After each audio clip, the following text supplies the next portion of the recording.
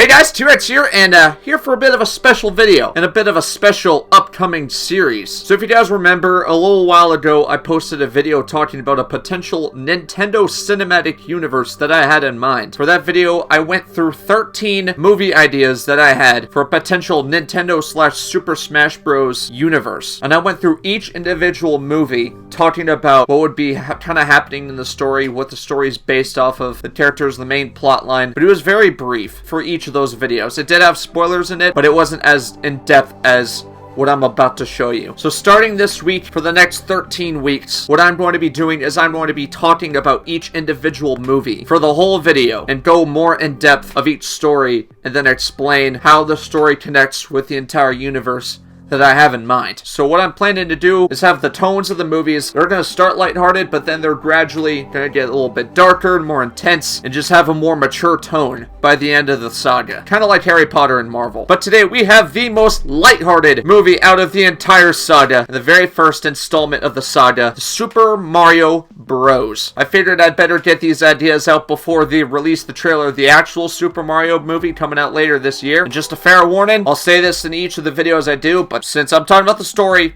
spoilers will be included, just in case these movies actually become a thing. So the characters of the Super Mario Bros. Movie, I'm just gonna say this for every movie. We got Mario, Luigi, Peach, Yoshi, Bowser, Bowser Jr., Koopalings, Toadsworth, the Toads, General Toad, not to be confused with Captain Toad. These are different people. Kamek or Magic Koopa, the other Bowser minions, Daisy, Donkey Kong, Diddy Kong, Pauline, the Sand King, and King Boo. And this movie will take place in the Mushroom Kingdom in Brooklyn, New York. So let's get started with the story. So at the beginning of the movie, we learn very quickly that Peach's heart power, her little heart power that we see sometimes in the Mario games, is the most powerful form of energy in the entire Mushroom Kingdom. Basically, Peach is goated in the Marioverse. They make that very clear at the very start of the movie. And so how it starts out is Bowser, who rules the Bowser Kingdom within the Mushroom Kingdom. He is planning to steal Peach and her heart power and harness it for himself, making him the most powerful being in the Mushroom Kingdom. So he sets out on a quest to go to Peach's castle and kidnap her. Keep in mind, Mario and Luigi are not there yet, but I'll get to that in a second. Bowser goes to Toad Town, where Peach's castle is, and he lands right in front of Peach's castle, where Peach and Toadsworth await him.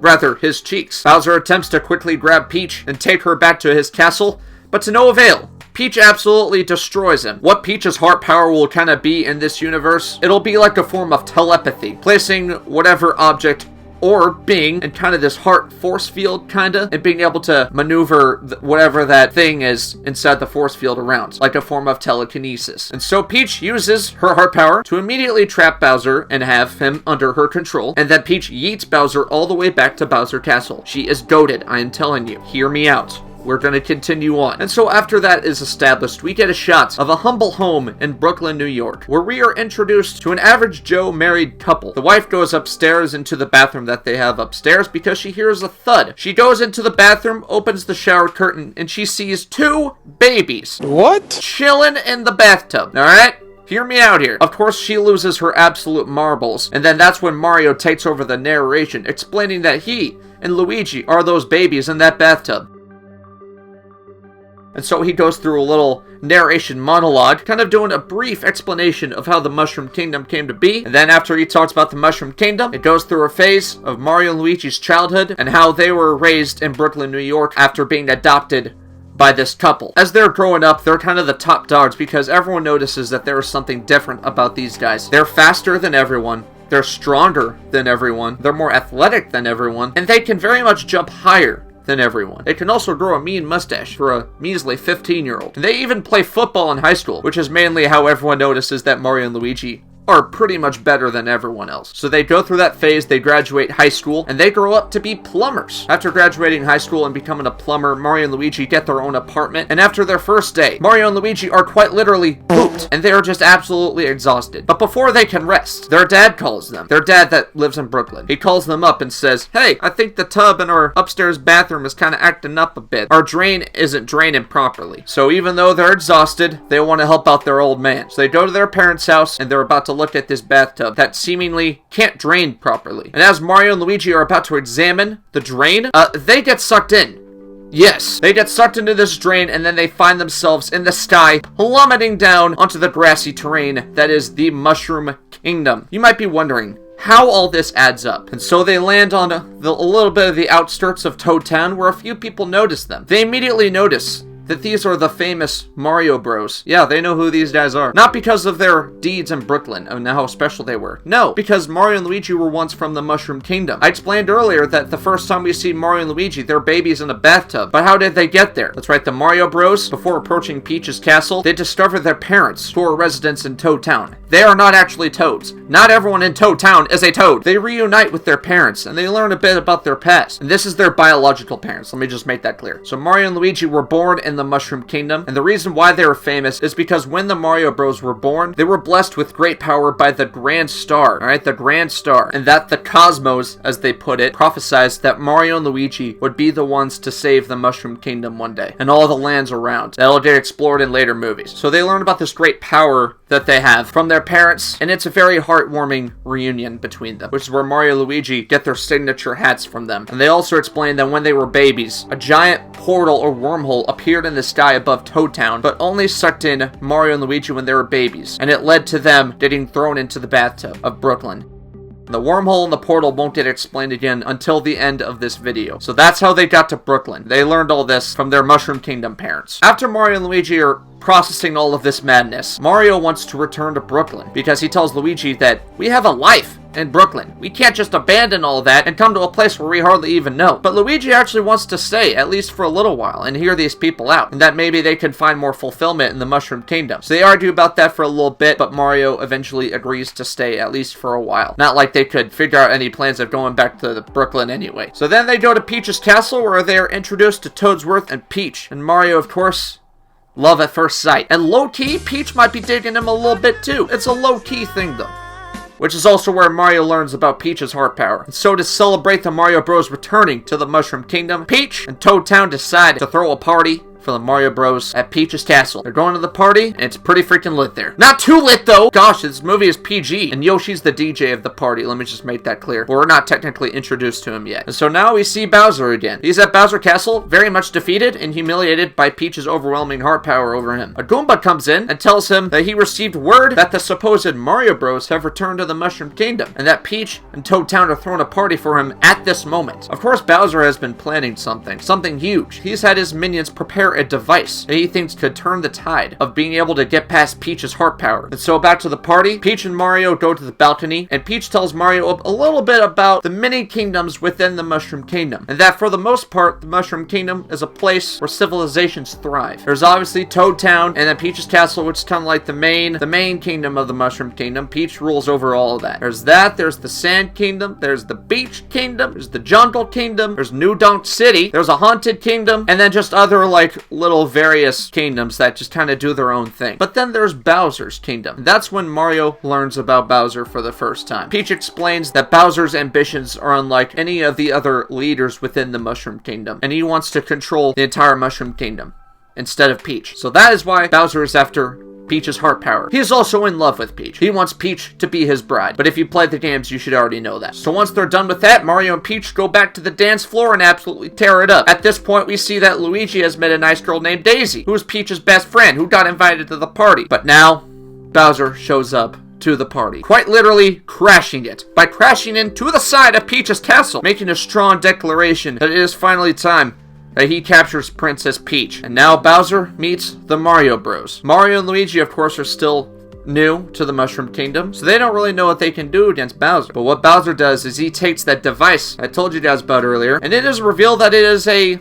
dampener, or a harnessing device, if you will. So Bowser uses this device, and he uses it to steal some of Peach's heart power, rendering her not powerful enough to defend herself from Bowser, snagging her and putting her in his clown cart that he took over here. Yeah, that's how we got here, is because he has that clown car thing he flies around in. So Mario and Luigi, all their lives, they've always worked together well, but in this instance, it's not enough because even their teamwork doesn't work against Bowser, and they are overpowered by him. And Bowser finally successfully steals the princess. Daisy's fine though. And so on their way back to Bowser's castle, Kamek comes in. You guys are about to find out how various areas are kind of separated into worlds. That Kamek, he sets up various energy barriers that are not easy to get past. He sets these up all the way through the different kingdoms back to Bowser's castle. And so Mario and Luigi realize that they are the only ones, even though they just got to the Mushroom Kingdom, they are the only ones capable of getting Peach back and stopping Bowser from using her heart power to take over the Mushroom Kingdom. And so the next day, they're trained in how the Mushroom Kingdom works. They learn more about it by General Toad. Alright, that's the guy who's in charge of the Toad Town military, if you will. It's more of like just like a police force, but he likes to be called General. He likes to feel official, this guy. But the important thing, the main important thing that they learn from General Toad is that they can regenerate if they die in the Mushroom Kingdom. Alright, it has to be in the Mushroom Kingdom. If they die, they can regenerate. The same thing as lives, essentially. And so when they're ready, they finally don on their iconic clothes, because all they had on was their work clothes, and that included overalls. And Mario and Luigi, they set off after Bowser. They're set off on their adventure. They're on their way. They're getting past those old obstacles. Some of Bowser's minions who decided to stick around. There's a giant airship in the sky trying to halt their movements. They're kind of going with them to make sure they can't get too close to Bowser's castle. But before Bowser and Peach go all the way to Bowser's castle, there's a bit of a confrontation with them. Bowser reveals his plan to use Peach's heart power for his own evil deeds and to take Peach as his bride. And when there is tension between them, that's where Yoshi is introduced, the DJ from the party. Bowser goes back to his castle and Yoshi joins Mario and Luigi. They make it to the first castle that Bowser has set up. They think it's the real thing and they think it's really underwhelming, but they realize it's just Larry Koopa whose cheeks they just whooped. And Larry reveals that they'll do whatever it takes to prevent Mario and Luigi from catching up to Bowser. Of course, Mario and Luigi aren't having that, and they whoop up on Larry Koopa some more. That was the first barrier that Mario and Luigi cleared. Now they're free to move on to the next one. Once that's over, we see Bowser and Peach having themselves a little bit of a confrontation, and Bowser tells Peach about a little thing he is working on, another device that could potentially harness all this power. It's very much a tease, though. It's very much still in early development. So after that, the Mario Bros, they make it to the Sand Kingdom, which is one of the mini kingdoms within the Mushroom Kingdom. And they meet the Sand King, who's pretty lazy. That's his biggest trait. But once they get through that, they come to realize that all the rest of the Koopalings are attacking the Sand Kingdom because Mario and Luigi are there. And Bowser Jr. is among the Koopalings. And so the Mario Bros, they work together. And they defeat all the Koopalings because they're a bit more familiar with what they can do in the Mushroom Kingdom now. And they're using various items like the Fire Flower. That's the main thing. Alright, they learn how to use the Fire Flower. But something's a bit off about how they do it, because Mario gets all the credit for it. Luigi gets no credit for it, even though the citizens could clearly see that Luigi was helping Mario, and the theme of that will get explored later. So after that, back in Toad Town, there are various Toads who find a Koopa who is spying on them. They arrest the Koopa and bring it in for questioning, where they interrogate the Koopa to find out why he's there and what Bowser is planning. And eventually the Koopa reveals that there is a traitor within Toad Town that is actually working for Bowser. So after that, there's a little montage of the Mario Bros and Yoshi getting through the various barriers and taking down more of Bowser's minions. They're not very hard to deal with. At this point, they're getting pretty familiar with everything, so they're kind of feeling themselves a little bit. And for the most part, things are going pretty good until they get to the Haunted Kingdom. Remember when I mentioned King Boo? And in order to get past this next barrier, they have to clear the haunted house. When they're inside the haunted house, Luigi finds a mysterious vacuum on one of the tables, and there is a small bit of text on the bottom of the vacuum which says created by E-Dad. Unfortunately, E-Dad is not in this movie, but it's an Easter egg. And so they venture on for a little bit more. The Mario Bros eventually find King Boo, who's not actually working for Bowser, but he's still a huge narcissist, and he's just a mean guy. So they fight King Boo for a bit, and then Luigi defeats him by sucking him into the vacuum. And with that, they get past their next barrier. It seems like so far I'm getting through this story pretty fast, but just know there's substance within these points that I'm explaining to you guys. And so after that, there's another thing with Bowser, that his minions are building a giant antenna for something.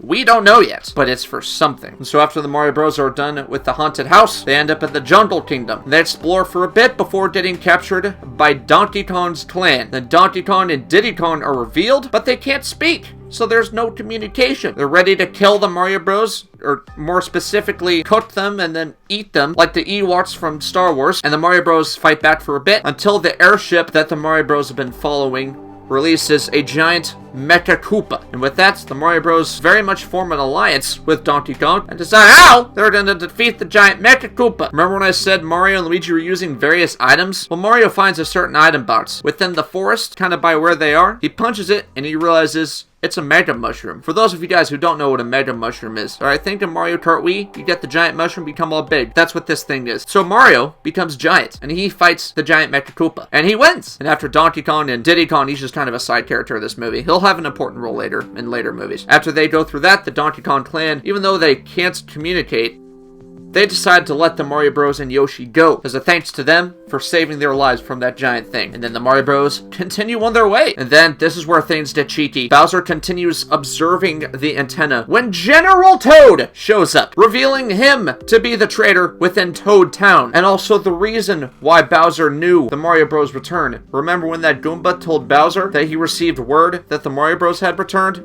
That's because of General Toad. So Peach discovers this, she's all like, no! And they have a little moment or whatever. So then the Mario Bros make it to New Donk City, where they meet Mayor Pauline. That's the thing I'm borrowing from Mario Odyssey. The Mario Bros explain the Bowser situation to Pauline, and she does recall seeing a giant airship in the sky, and she agrees to send in her police force to apprehend Bowser when the Mario Bros defeat Bowser. Because New Donk City is actually pretty close to Bowser's kingdom. In this, not in Odyssey, but in this movie, yes. So once the Mario Bros are done talking to Pauline, on their way out, the bros see a pair of brothers, they're kids. They work together to save a cat from a tree. And after doing that, the group of adults watching them, they congratulate both brothers on working together to free the cat from the tree. Luigi sees this, and he feels a bit sad about this. Because remember when I said in the Sand Kingdom, Mario got all the credit for saving the Sand Kingdom, and now he's seeing this and both brothers getting the credit? Luigi doesn't feel good about that. Mario notices Luigi's feeling a bit down about that. He asks him what's wrong, but Luigi shrugs it off. He doesn't tell Mario. And finally, the Mario Bros make it to Bowser's castle. Well, kingdom or whatever. Yoshi has been with them this whole time. Sometimes I forget about him, but Yoshi has been with them this whole time. But at this point, Mario and Luigi send Yoshi back to a safer distance to kind of do some reconnaissance around the castle, while Mario and Luigi attempt to directly infiltrate Bowser's castle. But before they infiltrate the castle, Luigi notices the giant antenna that's kind of on the outskirts of Bowser's castle, and the brothers wonder what it could be used for. So the Mario Bros, they infiltrate Bowser's castle. They're defeating any enemies along the way. Kind of picture the last castle level of any Mario game, but it's a lot to explain right now. You would just have to see it if you see it. And so after a while, they finally make it to Bowser, who reveals that the Mario Bros are standing on kind of a drawbridge, or like a fragile platform that will collapse if Bowser releases the axe that is right next to this bridge. Basically saying if he comes any closer, Bowser will release the axe and Mario and Luigi will plunge into the lava. So they have their own little confrontation thing. Mario and Luigi, they're fighting Bowser. They're using various items that they've collected over the course of this journey. And then after a while, they're able to lure Bowser over onto the drawbridge. Both of the bros will get over to the safe platform. They'll release the axe, dropping Bowser into the lava. Sounds very familiar, doesn't it? And once they're done with that, Mario sees Peach in a cage that is kind of like next to this little area. He sets her free, and then Peach officially joins the Mario Bros. But right before Bowser fully submerges into the lava, Kamek comes in, alright? He's a major character. And so right before Bowser plunges into the lava, Kamek does the same thing he did in the 2009 Super Mario Bros. Game. He puts a spell on Bowser, making him huge! And so Bowser is able to survive the lava. He's huge, and now he is chasing Mario, Luigi, and Peach out of the castle. Mario, Luigi, and Peach make it out just in time, and then giant Bowser breaks out, causing a significant hole to appear in Bowser's castle and causing a lot of damage! Like almost half the castle is destroyed. And then they end up in the Badlands, which is kind of behind the castle, like on the back side of it. Still pursuing these guys, giant Bowser, he orders his minions onto the Mario Bros. And Peach, putting them in a very dire situation. But before it's all over, the Donkey Kong clan shows up. Fortunately, there is a lot of them. I don't know how many members of the Donkey Kong family there are in the games, but here, there's a lot of monkeys. The Kongs are able to hold off Bowser's minions while Donkey Kong approaches the Mario Bros. And Peach. And Yoshi, I keep forgetting about him.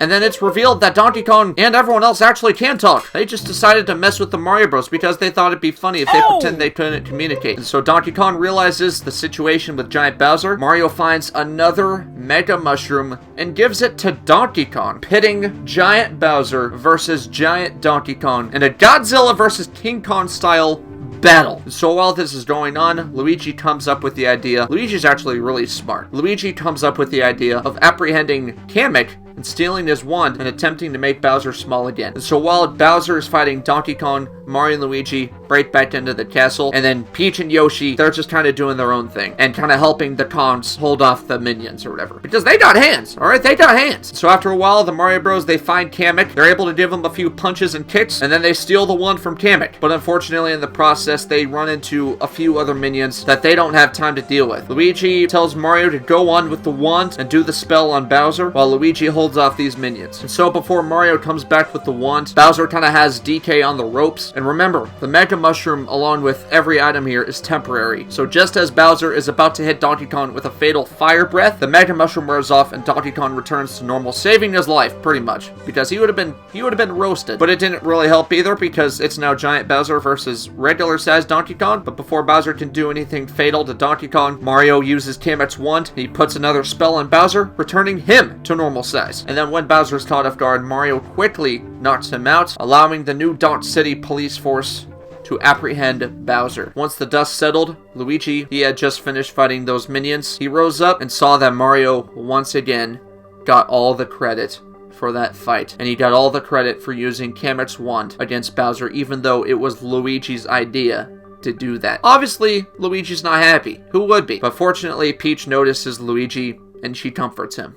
Peach is extremely nice. And so with that, the Mario Bros, Yoshi, and Peach are taken back to New Donk City via helicopter. They got helicopters. And have Bowser in kind of a protective case that is being hauled by the helicopter. Think of the beginning of Spider-Man Miles Morales when they had the Rhino and that big cage thing. It's the same thing, but with Bowser inside. But what's this? Bowser wakes up and orders his minions to get it ready now. And so the Mario Bros, Peach, and Yoshi arrive in New Donk City, and then everyone checks the protective case when they realize Bowser is gone. He is not in there. Upon realizing Peach once again gets hit by that same device Bowser used on her earlier, and then once again gets snagged and put in Bowser's Koopa Clown car, where Bowser and Peach, they go all the way up to the tallest tower in New Donk City. As they're doing that, one of Bowser's airships, it comes in. That thing is carrying the finished giant antenna, and they place it on top of the tower. As it's doing that, it starts raining and it becomes dark outside. Alright, the atmosphere is important. And so as Peach is once again being taken by Bowser, the Mario Bros, they do everything in their power to chase after Bowser. They're parkouring off of street signs and the buildings and whatnot. They're able to make it to the second tallest building in New Donk City, which is unfortunately nowhere near as tall as the tallest one, which is almost double the size of the building that the Mario Bros are currently on. And then by doing that, they don't have any immediate means of getting to the top of the tower and catching up with Bowser. And so with that, Bowser and Peach, they make it to the top of the tower, and Bowser inserts the device with Peach's heart power into the antenna, creating a massive electrical surge across the city. It's at this point when the Mario Bros make it to the second tallest tower in the city, when Luigi suddenly stops. He stops. Mario wants to know what's going on with Luigi, and then after their whole life, Luigi finally explains to him. For Luigi's whole life, he's felt like he's been in Mario's shadow. What little brother has never felt like that before? He's felt insignificant, and that no matter what they accomplished together, Mario always got the credit for everything. An example he uses was when they played football in high school. Mario was the quarterback, Luigi was the wide receiver. Almost every game that they won, with Mario throwing a dot to Luigi catching all of them, because that's just how well they work together, Mario would always get the credit for an amazing pass to Luigi. The headlines never being Luigi with a clutch catch from Mario, basically saying Mario always got the spotlight, even though Luigi and Mario were working as a team. And in doing that, Mario pretty much just left Luigi in the dust after everything they did. And you guys remember earlier when I said that after Mario and Luigi met his parents in the Mushroom Kingdom, Mario wanted to go back to Brooklyn because they have a life there, and Luigi wanted to stay in the Mushroom Kingdom. The reason why Luigi wanted to stay in the Mushroom Kingdom is because he thought things would be different. He thought that the people of the Mushroom Kingdom would accept Luigi just as much as they accept Mario. But as we saw with previous examples, like the Sand Kingdom and then stopping Bowser, that wasn't the case. Mario still got all the credit for everything. He never resented Mario for any of that. He knows that it was out of Mario's control, but Luigi just wishes that Mario made more of an effort to acknowledge Luigi for his effort and his teamwork. Mario had never noticed Luigi's sadness because Luigi had been bottling it up his whole life, and so after that little moment, they finally reconcile with each other, and then at that point, they finally feel like a true team. So once they're done with that, they make a plan to have Luigi help the Donkey Kong clan, because the Kongs are still with them. Luigi's gonna help the Kongs kind of get the citizens of New Donk City to safety, and then meet Mario at the top of the tower for the final battle. This is also where they make an Easter egg where Donkey Kong and Pauline meet. So it'll be a fun little Easter egg in the movie that I think you guys will enjoy. And so back to Mario's point of view, before he makes his way up to the tallest building, he takes a moment to concentrate and feel the power of the Mushroom Kingdom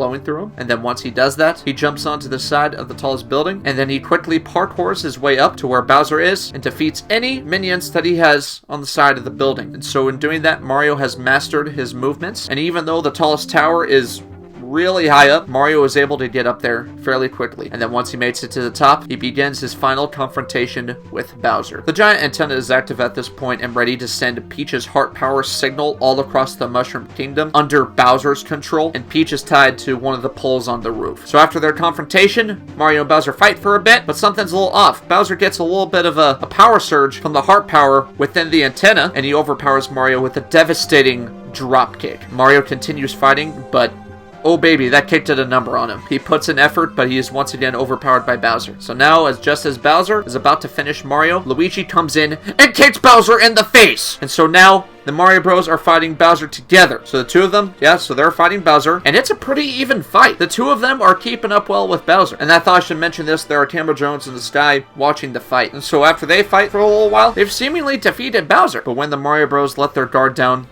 Bowser, he quickly gets up and pierces Mario right in the chest with his claws. Luigi tries to attack Bowser, but remember, he's still caught off guard. He's forced away, and then Mario collapses and dies. Yeah, but hold on, alright? The story's not over. Mario wakes up in a giant void, seeing the words "Game Over" kind of above his head, kind of just like in this area, and then below that, there's the words "Retry" and "Give Up." And those words are all above him. He can see that kind of like this way. And then as he's in the void, he sees a vision of not only his Mushroom Kingdom parents, but also his Brooklyn parents back in New York, where they were raised. So while doing that, Mario reconciles with his Brooklyn parents about his sudden departure from Brooklyn. And so once they reconcile, both sets of parents, they show Mario a vision of Bowser overpowering Luigi back in New Donk City. And so, the parents, within, I guess, his inner consciousness, or within that void, they give Mario the choice. And so, Mario gets to decide. Alright, he gets to make a choice. Those words, retry or give up. Does Mario want to try again, return to New Donk City, and step up as the hero that the Mushroom Kingdom needs him to be? Or does he want to give up and just simply go to the afterlife? Of course, Mario chooses retry, and then as Bowser is about to overpower Luigi, they see a giant light in the sky, in the clouds. And Mario comes out of those clouds, and he lands on that rooftop. And he's ready to throw smoke. Obviously, absolutely everyone but Bowser is relieved, and Mario and Luigi continue the fight. They do some more coordinated moves against Bowser. They find fire flowers, and they're able to use them against Bowser. At this point, Bowser can't even keep up with the Mario Bros anymore, because they're just so in sync now, the Mario Bros. So they keep whooping Bowser, and then finally, with a mega attack by the both of them, Mario and Luigi knock Bowser off of the building. And with that, Bowser lands on the ground in front of the tower, not dead, but defeated. Very much defeated and very seriously injured. And so before the giant antenna can send Peach's heart power across the Mushroom Kingdom, they're able to successfully shut it off and prevent that from happening. They untie Peach, and then the three of them, Yoshi's not with them anymore. Yoshi's still in New Donk City, but he was helping the Donkey Kong clan out. And so with that, Mario, Luigi, and Peach, they somewhat safely descend from the tallest tower, where the Mario Bros are deemed heroes. It seems that in terms of acknowledgement, Luigi is kinda getting some acknowledgement for the help that he did. Remember those drones I mentioned earlier? It captured all of it, so they could see Luigi clearly helping out. And as the Mario Bros are being celebrated, Mario makes an announcement to make sure that his younger brother, who helped him out in defeating Bowser, is deemed a hero. And so with that, Luigi finally gets the credit he deserves. He and Mario are both deemed heroes across the Mushroom Kingdom, and they return to the Mushroom Kingdom, where they get their medals of honor from Peach directly. And then the New Donk City police force decides to fling Bowser all the way back to his castle. So New Donk City yeets Bowser back to his castle. He is not having the time of his life right now. And then, epilogue. And so with that, concludes the Super Mario Bros. Movie. But hold on! There's an end credits scene. And so at this point, Mario and Luigi had gotten a bit more familiar with the Mushroom Kingdom, and they have founded Mario Kart. That's right, Mario Kart's a thing now, and they've gotten pretty good at it. They're racing around a racetrack. It's like a kind of a foresty area. So they're racing, and they're about to make the final turn. So with that, Mario slips past Luigi. Luigi's given him the death stare, of course, because that's what Luigi's known for. Mario slips around the final turn, but before he can cross the finish line. Do you guys remember that portal I mentioned earlier that sucked them into the portals when they were babies? Well, it's back now, and right as Mario makes the final turn, he gets sucked into the portal. And as Mario's being taken by the portal, Mario has a flashback to when the portal took the Mario Bros when they were kids. And so the portal disappears with Mario in it. Luigi actually doesn't see what happens. He hasn't made that final turn yet. So now he makes the turn, he doesn't see anyone, so he's confused. And then Luigi's the first one to make it across the finish line. Where did Mario go? And so now, going to Mario. Mario, on his little cart, he is transported into a dark, dare I say, subspace room and crashes into one of the pillars in there in a very comical and comedic style. Because Pain is funny. He looks up and sees a weird looking man. He's a man of light. He is bright blue, and he is looking away from him. He is looking at this giant, how do I say this, great maze. And then that being turns around and looks at Mario, who has just crashed into one of his pillars. Mario looks up and sees this person, and then this being, who is named Taboo, looks at Mario and says, I need your help. And with that concludes the Super Mario Bros. Movie. I know that was kind of a lot of information, just a lot of random information thrown at you. I got these bullet points right here, but I can kind of deviate sometimes and talk about random stuff. So hopefully this story made sense. I know some of it was just kind of a bunch of combobulated information, but if this were to ever become an actual thing or an actual movie, I would make sure that it makes sense. There would be an actual story coming along with it, and if you guys could visualize it, it would make a lot more sense than the way I just explained it, because especially with the part with the drain, how they got sucked into it, it seemingly makes no sense, I know, but if you were to see it, it would make a lot more sense. So I hope you guys enjoyed this first movie. We got 12 more of these things to do. Next week, we have the first Legend of Zelda movie. You guys will find out more later about this Taboo fella, assuming you guys don't already know who he is, and we'll find out what he wants in later installments. So I also at least just wanted to get this story out now, especially with the actual Mario Bros. Movie coming out later this year. Maybe when you guys all see it, you guys can compare stories, see which one you like more. I'll say this in every video as well, but I'll have kind of like my own little fan cast in the descriptions of all these videos. So if you guys want to look at that, you guys can see who I got playing each, at least, major character. And so yeah, that'll do it for this video. Like I said, we got the first Legend of Zelda movie next week, so be ready for that. All my Zelda fans, subscribe to me. So everyone, if you enjoyed this little story and you are ready for the next installment of my hypothetical NCU, make sure you guys hit the like button normally and subscribe to join the herd. Become a VIP herd member today, and I'll see you guys in the next video.